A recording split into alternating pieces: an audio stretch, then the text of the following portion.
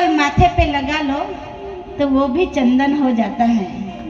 हमारी माँ दुर्गा जिस शेर पे बैठ के सवारी करती है वो शेर है, और शेर के बच्चे बकरी जैसे मिमियाते नहीं है, गर्जना करते हैं। हो जाए एक बार गर्जना। बोला कृष्ण कन्हैया लाल की